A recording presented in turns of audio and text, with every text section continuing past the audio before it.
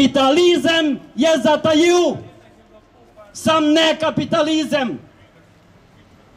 Ljudje so zatajili dejansko, ker so ropali, ker so naredili kapitalizem za roparski sistem, za roparsko ureditev. Glejte, to je velika škoda. Ne morem verjeti, da se je nam kaj takega zgodilo v državi Sloveniji, vendar jaz vidim svetlo prihodnost. Poslanci in poslanke, danes smo vas prosili, da nas sprejmete za 5 minut. Danes nimate časa, razumem. Bog naj obilno blagoslavlja vaše delo in drugič, ko pridemo, vas bomo lepo prosili, da nas sprejmete in da se pogovorimo in da gremo skupaj naprej. Morate vedeti to, da 60% državljank in državljanov Republike Slovenije je politično neopredeljenih. In večina teh je izkoriščanih, ogoljufanih, zato bomo mi dali vse od sebe, da pride do globalnega preporoda v državi. Jaz sem dolžan, jaz sem dušni pastir. Jaz sem nastopil 28. septembra na Kongresnem trgu v Ljubljani in potem mi je Turnšek napisal izločitev iz evharističnega občestva škofov in duhovnikov. Jaz to sprejmem z ljubeznijo, pisal sem papežu in zdaj, kaj bodo oni naredili, je njihova odločitev. Jaz vem, kdo sem jaz in čigav sem jaz in vem, komu služim.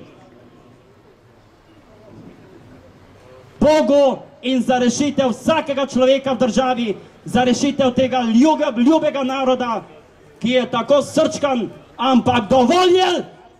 Ivan Janez Janša iz Trga Republike, vam jasno povem danes, socialna kapica in socialni sporazum bo vključeval revizijo lastninskega preoblikovanja podjetij. Drugače boljše, da se umaknete.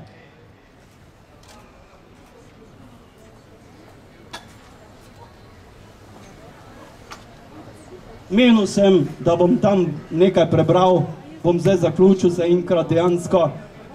Bom mogoče zdaj šel k pokojninam. Glejte, pokojnine, praktično gospod Gregor Virant, pravnik, praktično vam lahko povem primer, mene ne more nobeden slepit. Moja teta, mož je hodil v New York z Reče, 42 let je garal, hodil peš 8 kilometrov, po zimi, po leti. In 42 let dopolnil delovne dobe, šel v penzijo in 8 let užival penzijo in na to umrl. In potem je moja teta, njegova žena, prejela pokojnine 360 evrov z varstvenim dodatkom vred. 360 evrov poslanke in poslanci. Vi imate plače 3500, 3000 evrov sem prepričan, da imate. Ona mora živeti za 360 evrov in potem prejšnja vlada napiše pravne podlage, da se varstveni dodatek vzame ali ga pa morali potomci vračati. Največja sramota. Tako kot niste dali soudeležbo delavcev pri delitvi dobička, žal, jaz kaj takega ne bi nikoli storil. Borut Pahor, lahko še popravite te zadeve in boljše, da jih čim prej. Torej, delavci nimajo udeležbe pri delitvi dobička in moji teti so torej je dobila odločbo na dom, ali se boste odpovedali varstvenemu dodatku, ali boste pa morali, vaši potomci bodo morali vračati, kar dejansko to bi prejemala. In potem se je ona odpovedala. da ne bi imeli potomci problemov in zdaj dobi 300 evrov. Zamislite si poslanci in poslanke, za 300 evrov preživeti danes od meseca do meseca. Zato vas lepo prosim, mi absolutno zagovarjamo, preden bom razgrnil predlog za novo družbeno ureditev v tej čudoviti domovini pod Triglavom, bom razgrnil naš predlog za pokojninsko reformo po modelu Avstralije. Sprememba pokojninskega sistema. Pokojninska reforma kot temelj solidarnosti med vsemi generacijami. Vsem zaposlenim upokojencem mladini, tudi ki se pripravljajo na šolanje za vstop v delovna razmerja. Država kot regulator in izvajalec ima osnovno skrb, da ima tisti, ki je dopolnil 40 let delovne dobe, zagotovljeno človeka dostojno življenje in mu pokojnina pokriva vse za življenje potrebne stroške. Osnova je avstralski model. Osnovna pokojnina iz obveznega pokojninskega zavarovanja je za vse enaka.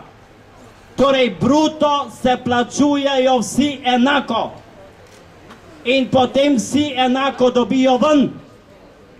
Kdor pa hoče si tekom življenja privarčevati več, ker ima pač večjo plačo, naj si pa sam špara v kakem skladu ali kam si bo dal že ve. Meni je Turnšek prepovedal, kar mi je prepovedal, socialno zavarovanje ne morem plačevati in zdaj mi pošiljajo položnice in jaz sem jim odgovoril, da apostoli niso bili nič zavarovani.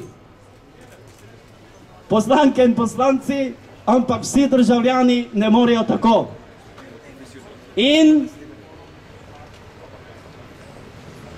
izhodišče je neto. Naš žep, torej koliko zaslužimo.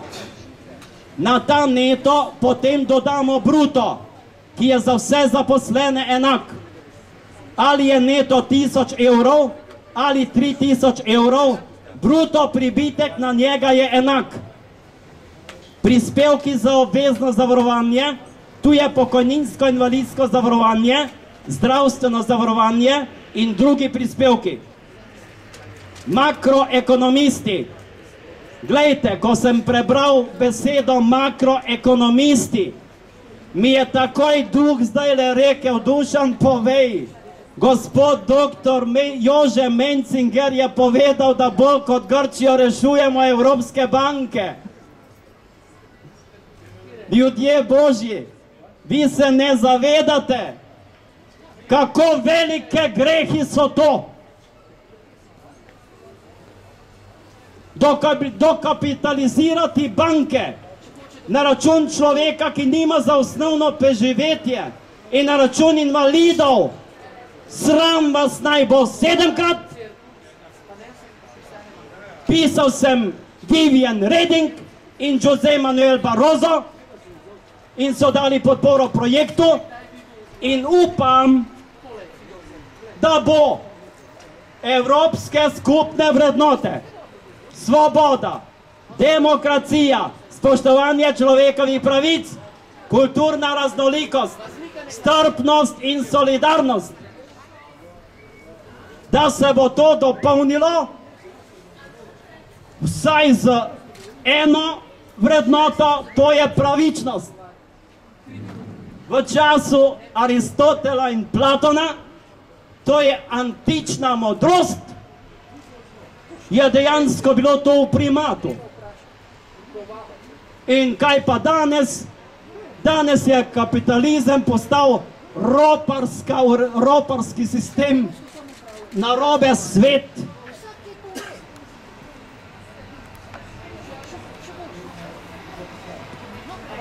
Torej,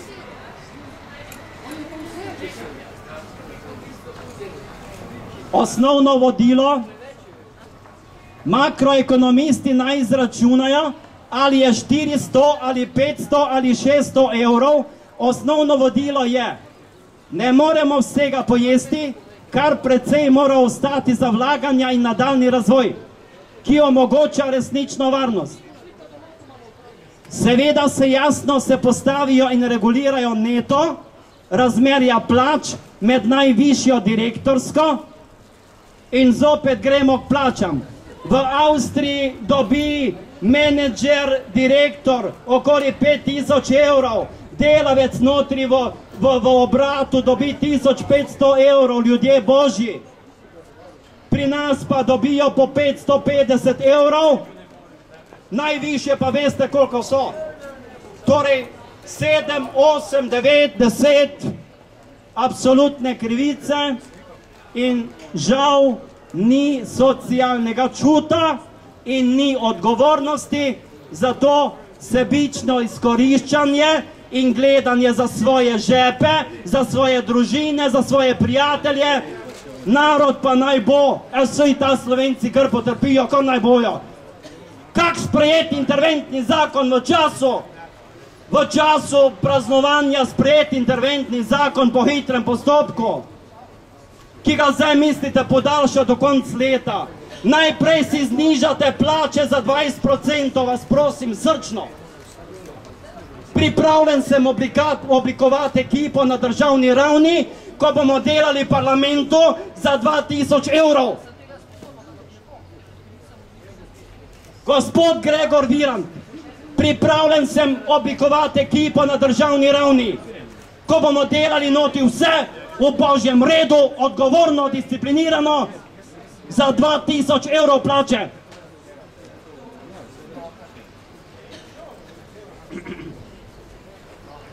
Torej, neto, tu je zajet tudi parlament, sodstvo, prav vsi brez izjeme, ki se nahajajo v delu, ki ga pokriva proračun, v katerega prispevamo državljani.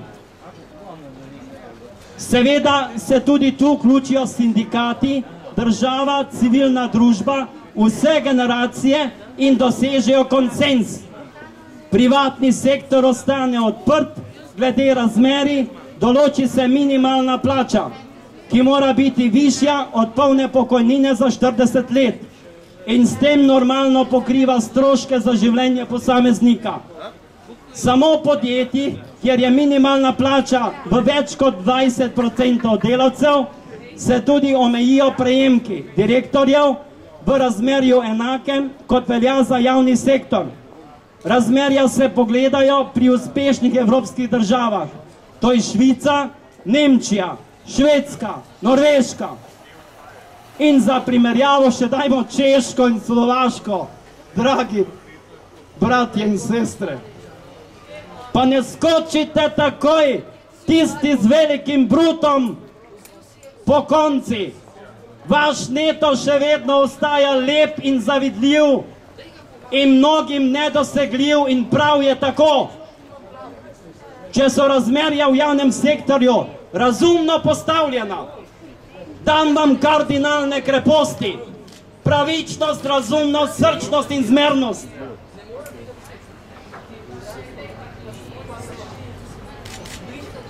Sedaj pa pride možnost drugega in tretjega stebra, skladov, življenjskih zavarovalnic in delnic.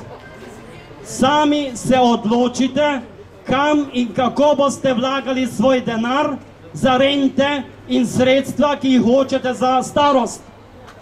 Država ima tako skrb samo s prispevki za obvezno zavarovanje in jamči za osnovno pokojnino iz obveznega pokojninskega zavarovanja, ki je enaka za vse. Poleg tega mora biti manjša od minimalne plače za poln delovni čas. Vse ostalo jamči privatni sektor. To je to odgovorna konkurenčnost. Socialna tržna ekonomija. Vzajemnost, solidarnost, pravičnost, kooperativa, sodelovanje in še več. tisti, ki bodo glasni in še ob prvem koraku nimajo socialnega sočutja, ob tem predlogu naj se vprašajo, ali si sploh želijo varnosti v starosti in ali imajo boljši predlog. Sam ne predloga na račun delavcev, ki nimajo za kruh.